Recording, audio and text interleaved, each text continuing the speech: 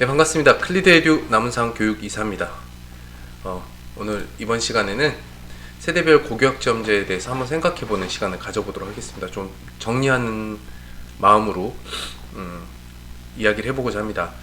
일단 선생님들은, 특히 교육업에 종사하시는 분들은 매년 새로운 학생들을 만나기 때문에 세대별로 구분도 되고 대응 전략들이 이렇게 바뀌겠구나 생각을 하는데, 사실 우리 학생들은 그냥 그 해 학년이 태어나서 처음 맞이한 학년이잖아요. 그렇기 때문에 선배 세대들과 자신을 비교하는 건 거의 불가능합니다. 그냥 내 앞에 놓인 현실이 무엇인가에 초점이 맞춰질 수밖에 없는 거죠. 그래서 세대별로 구분을 해서 어떤 부분에 좀 중점을 둬야 될지 한번 생각해보는 시간을 가져보도록 하겠습니다. 일단 고교학점제는 수강 신청하는 학사 운영입니다. 그러면 이게 기존에 없었느냐? 있었습니다. 수강 신청 방식은 있었고요. 1학년 공통과목에 2학년에 일반 선택 과목, 고3 때 진로 선택 과목을 선택할 수가 있었습니다. 그리고 이제 전문 교과로서 심화된 교과 내용들이 있는데, 이제 이 부분에서도 좀 차이가 나는 건, 기존 학생들은 선택하는 데 있어서 매우 제한적인 과목 안에서 선택을 했어야 됐습니다. 그러니까 우리 학교에 개설이 되는 과목만 수강을 할 수 있었던 거죠. 그런데 이 폭이 훨씬 더 넓어지는 제도라고 보시면 되겠습니다. 그리고 선택 과목에 한해서 성취도 학점제가 이제 도입이 될 거예요. 그런데 이제 세대에 따라서는 공통 과목과 일반 선택 과목까지는 기존의 석차 등급제, 등수 싸움 하는 거, 그 다음에 또 세대가 흐르면 거의 전 과목으로 이런 성취평가제가 확산이 될 겁니다. 더 확대가 되겠죠. 성취평가제, 절대평가라고 하는 거는 이미 기존에도 있었습니다. 수능에서도 영어 과목이 그렇게 됐고요. 영어, 한문, 제2외국어 등등이고요. 교과 내신에서는 음악, 미술, 체육, 그리고 고등학교 3학년에서 진행하게 되는 진로 선택 과목에 한해서는 절대평가가 기존에도 적용이 되고 있었습니다. 그런데 그 비중이 매우 적죠. 이것들이 이제 확대되어 간다라고 보시면 될 것 같고요. 가장 큰 거는 이제 F학점 학생에 대한 보충 이수 과정입니다. 원칙적으로 말하면 F학점이 누적이 되고 이수를 못하면 졸업도 못하게 되는 게 맞는 거겠죠? 근데 아마 학교에서 그렇게 두진 않을 것 같고요. 어떻게든 보충 이수 과정을 통해서 졸업을 시킬 거라고 생각은 합니다. 다만 가장 큰 차이점은, 기존에는 이제 출석만 해도, 학교에 오기만 해도 졸업을 시켜줬어요. 그런데 이제는 학점이 이제 F학점 이하, 그러니까 쉽게 말해서 해당 과목을 포기한 수준의 학력을 보여준다면 그거는 이제 다시 보충 이수하게끔 하는 제도가 도입된다라는 차이점이 있습니다. 그리고 학교에서 개설되지 않았던 그런 선택 과목에 한해서는 기존에는 그냥 못 들었었어요. 근데 지금은 들을 수 있게 됐습니다. 일부 이제 연구학교나 중점학교에서는 이미 좀 도입 방식을 새롭게 도입해서 진행을 하고 있었던 건데요. 쉽게 말해서 이제 우리 학교에서 못 들으니까 이제 다른 방식으로 듣는 거죠. 첫 번째는 인근 학교끼리 클러스터를 형성하는 겁니다. 클러스터를 형성해서 서로 다른 선택 과목들을 인근 학교끼리 나누어서 이동 수업하는 방식이고, 이제 거점형 같은 경우는 훨씬 더 좀 특색 있고 전문화된 선택 과목에 한해서 좀 더 넓은 학군이나 지역 내에서 거점 학교를 선정을 하고 그 거점 학교로 이동해서 수업을 듣는 방식입니다. 그리고 마지막에 이제 온라인 방식인데요. 예전 같았으면 온라인 수업이 되겠어 라고 많이들 의문들 가졌겠지만, 2020년 팬데믹 상황에서 이 온라인 수업이 굉장히 많이 이루어졌잖아요. 그래서 이것도 2022년 이후에 온라인으로 선택 과목을 듣는다 라고 말하는 것이 그렇게 어색한 일은 아닐 거라고 생각을 합니다. 자, 세대 구분을 좀 해보면, 2020년 기준에 고2에서 중3세대, 고2에서 중3세대는 이제 2015 개정교육과정이 도입이 되면서 이제 진로 선택 과목이 절대평가로 바뀌고, 수능에서도 국어 과목, 기존에는 이제 수학과 탐구 과목에서 이제 선택을 했었는데, 이제는 국어나 국어 과목이 가장 특색이 있겠네요. 진로 선택 과목 및 일반 선택 과목을 통해서 수능 시험지가 달라지게 됩니다. 구성 자체가 선택을 하게끔 되어 있습니다. 그리고 일단은 수능으로 뽑는 정시 비중이 많이 늘어났고요. 학생부 종합전형은 서류의 간소화 등등등과 함께 학생부 종합전형이 좀 줄어드는 세대입니다. 중2부터 초6세대는 고교학점제가 전국적으로 도입이 되는 세대입니다.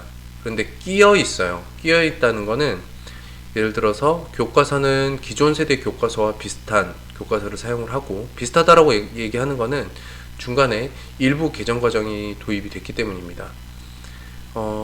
입시 정책도 아마 기존 세대를 어느 정도 참고를 해도 되는 세대라고 보여집니다. 그리고 학사 운영에 있어서도 기존 세대의 학사 운영 방식이 많은 부분에서는 비슷할 거라고 생각을 합니다. 뭐 1학년 때 공통 과목 듣고 2학년 때 일반 선택 듣고 3학년 때 진로 선택 과목을 듣는 이런 방식을 말씀드리는 거예요. 그리고 이제 선택 과목에 한해서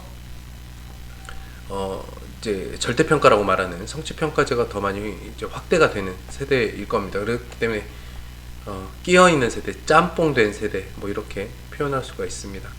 초등학교 5학년 이하 세대는 완전히 변화된 교육 체계를 받는 그런 세대라고 볼 수 있겠습니다. 고교학점제 전면적 시행입니다.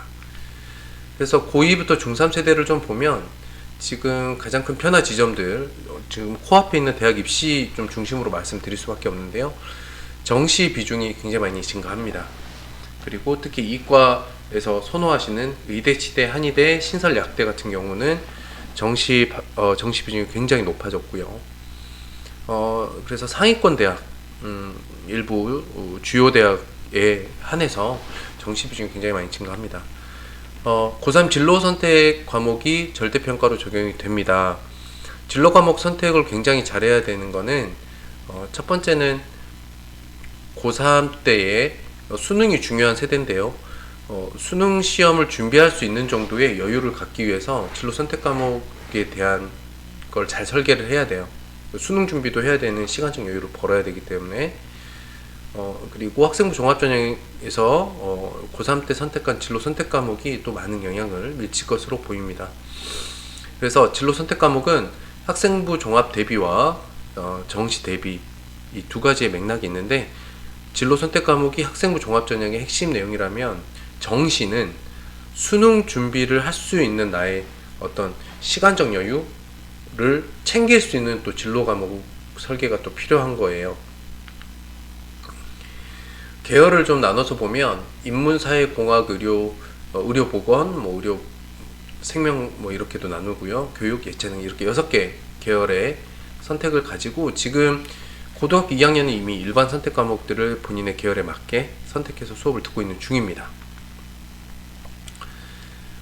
저는 이 세대의 핵심적인 내용은 정시 파이터의 좀 자세가 필요하다라고 적어놨는데요.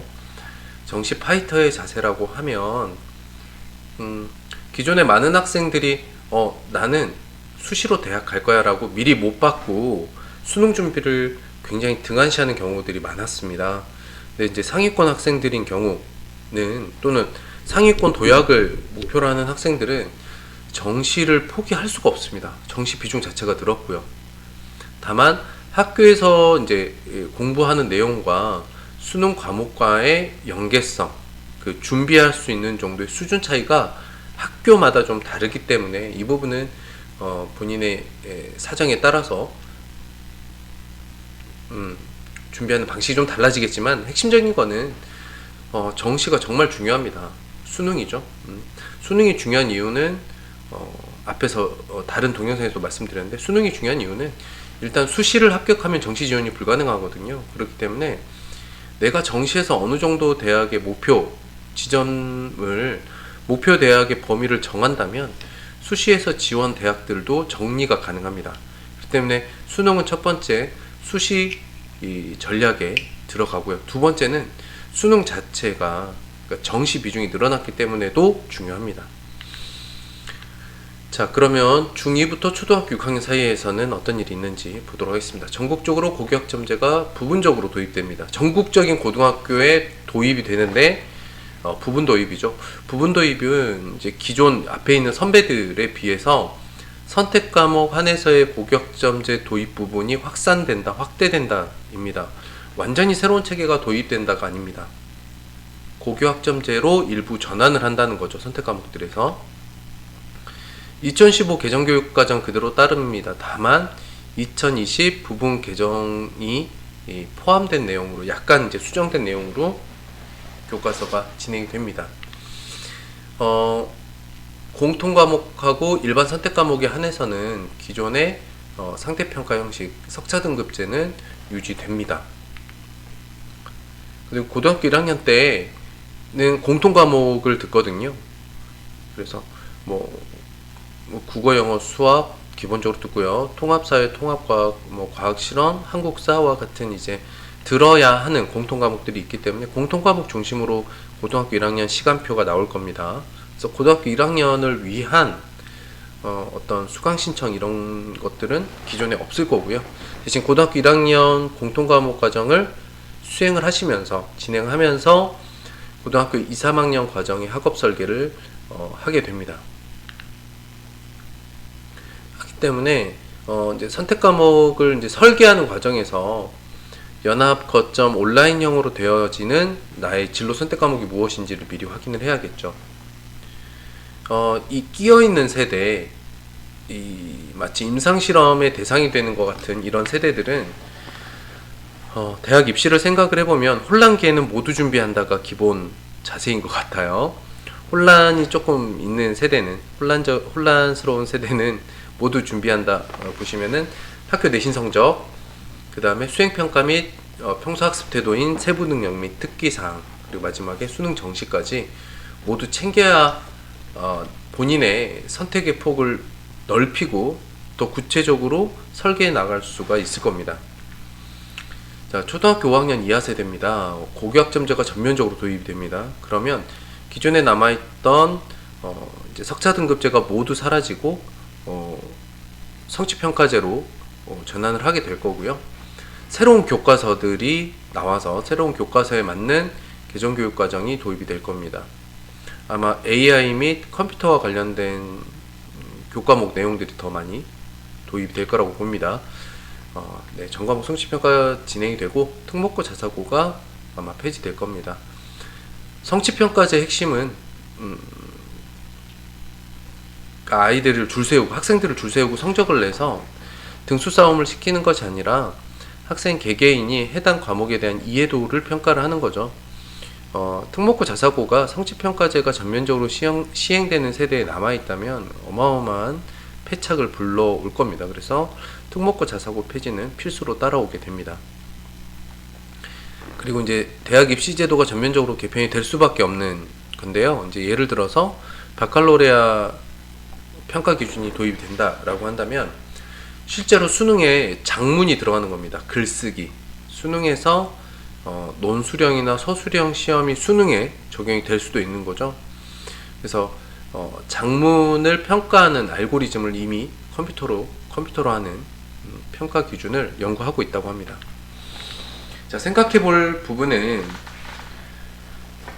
무조건 진로 계열 탐색을 많이 해야 합니다. 대신 학생 중심으로, 그러니까 부모님들이 제안하는 진로 계열이 아니라 학생 중심의 진로 계열 탐색 과정이 좀 더 일찍부터 시작을 해야 된다고 생각을 합니다. 학군 학교의 특성을 좀 확인을 해봐야 될 것 같습니다. 이게 무슨 얘기냐면은 다시 조금 학군이 좋은 지역이 각광받을 수 있는 요소들이 있습니다. 아까 말씀드렸던 것처럼 내신도 좋아야 되지만 수능도 잘 봐야 되고 여러 가지 요소가 있죠.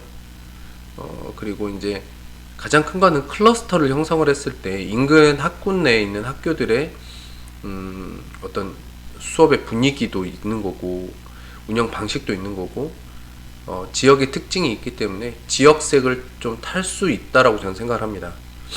그 다음에 학교 특성화인 건데 지금 현재 이제 중점 학교로 선정되어 있는 학교들이 있잖아요.